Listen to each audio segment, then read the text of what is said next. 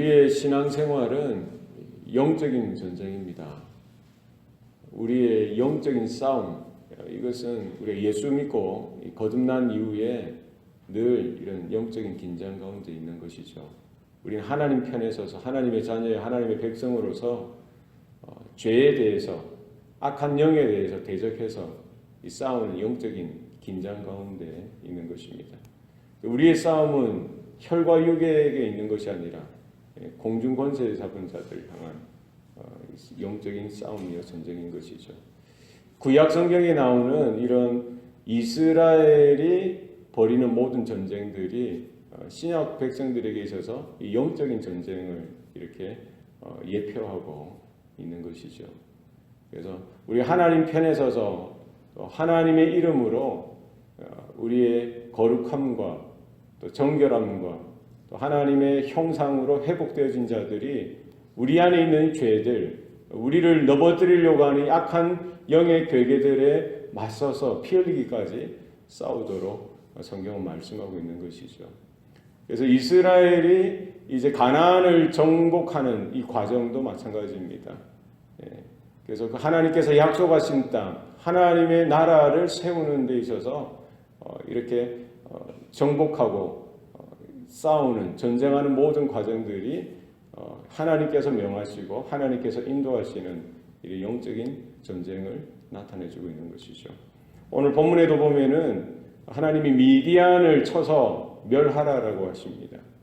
거기에 이런 여자들, 여자아이들이나 또 남자를 알지 못하는 여인네들을 제외한 모든 사람을 멸하라라고 분명히 말씀하시죠. 그래서 이스라엘은 각 지파마다 1000명씩 이렇게 차출해서 12,000명이 그 전쟁터에 나갑니다. 오늘 본문에 보면은 하나님께서 그 미디안을 뭐라고 언급하시냐면은 2절 말씀에 보면은 이스라엘 자손의 원수를 미디안에게서 갚으라. 바로 미디안이 누구의 원수라는 거예요? 이스라엘의 원수라는 겁니다.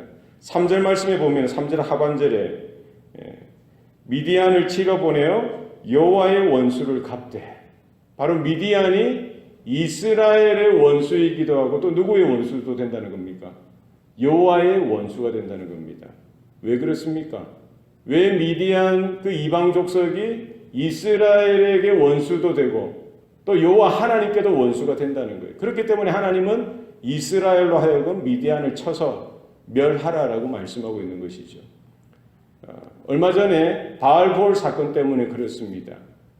모압 평지에서 이스라엘을 유혹해서요, 그들을 우상을 섬기게 하고 행음을 하도록 했던 것이 바로 미디안이고 그 모압에 있는 사람들입니다. 여인네들을 시켜서, 그것이 바로 발람 선지자. 발람 선지자가 모략을 꾸며서요 이스라엘을 공격하는데 그들을 행음하도록 유혹하고 우상에게 나오도록 해서 영적인 행음뿐만 아니라 육체적인 이런 행음 가운데 떨어지도록 했던 것입니다. 이 사건을 통해서 하나님께서 이스라엘을 벌 주시고요, 연병을 일으켜서 24,000명이 죽도록 하셨던 것입니다.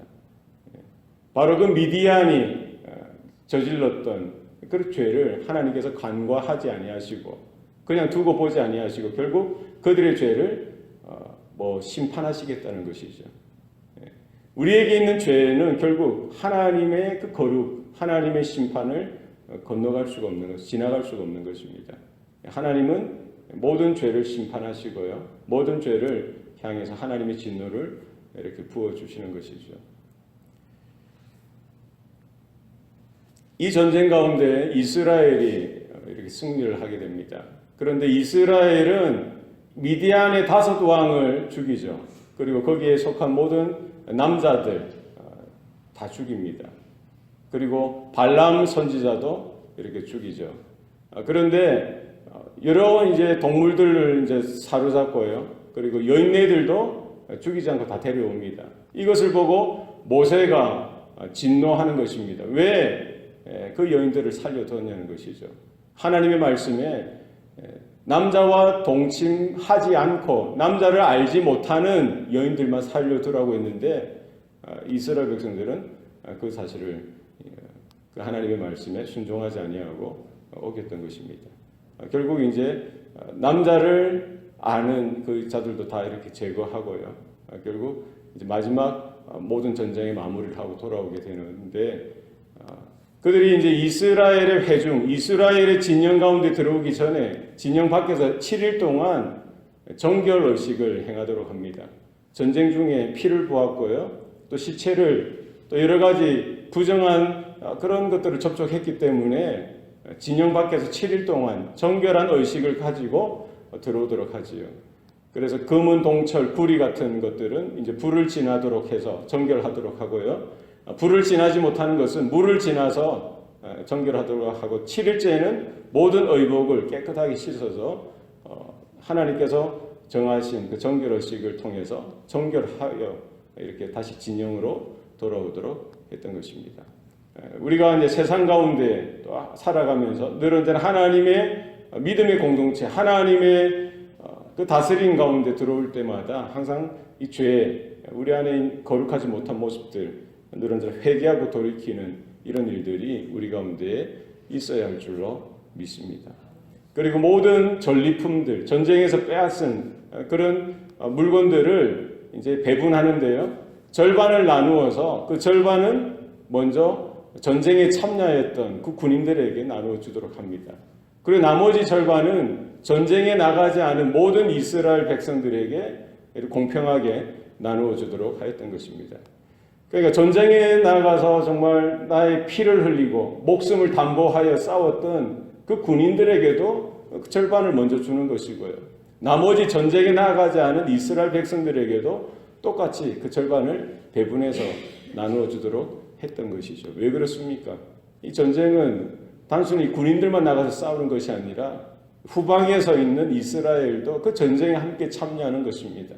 그들을 위해서 염려하고 생각하고 하나님 앞에 기도하고 후방에서 이렇게 도와주고 함께하는 공동체이기 때문이지요.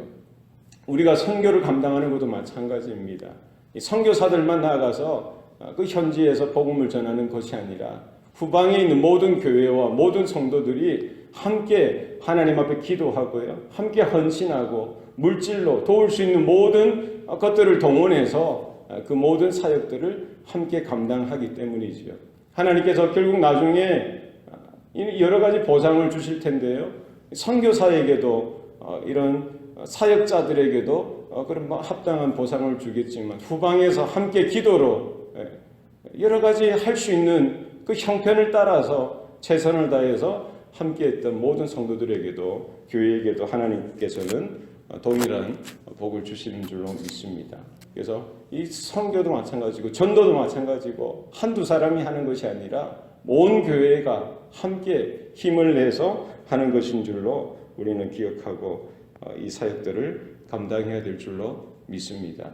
이스라엘이 결국 하나님의 말씀에 순종하여서 모든 영적인 전쟁, 이제 가나안 땅을 이렇게 들어가고요, 그 땅을 정복하고 또 그 땅을 차지하는 모든 과정이 영적인 전쟁이고, 또 하나님께서 사령관 되어 주셔서 그 전쟁을 명하고 또 순종하고 한 걸음 한 걸음 이렇게 앞으로 나아가야 되는 그런 싸움인 것이죠. 우리의 영적인 싸움도 마찬가지입니다. 우리가 결정하고 우리가 선택하는 것이 아니라 하나님께서 명하신 대로, 하나님께서 죄라고 지적하신 것은 그 죄라는 거예요.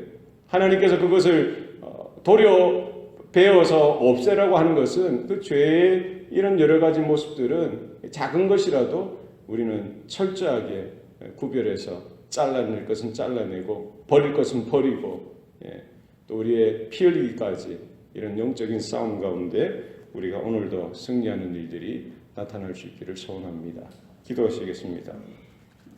살아계신 아버지 하나님, 오늘도 우리에게 은혜를 베풀어 주시니 감사합니다. 오늘 하루도 하나님께서 우리의 사령관이 되어 주시고, 또 우리가 하나님의 군사요 하나님의 백성으로서 우리가 걸어가고 나아갈 때에 하나님께서 명령하신 그 명령을 따라서 온전하게 순종하는 우리들의 삶이 되게 하여 주시옵소서. 죄를 대적하고 악한 사단마귀, 영적 공중권세 잡은 이 세력들을 대적하여 싸울 때에 피 흘리기까지 싸우며, 또 우리에게 있는 모든 죄된 모습들, 또 더럽고 추악한 모습들, 또 숨겨진 것들까지도 과감하게 도려내고 잘라내고 버리는 일들이 우리 가운데도 분명하게 있게 도와 주시옵소서. 오늘 하루도 이 전쟁 가운데 승리하고 믿음의 또 영적인 승리가 우리 가운데 또 나타날 수 있도록 주장하여 주시옵소서. 모든 것 감사드리고 예수님 이름으로 기도합니다.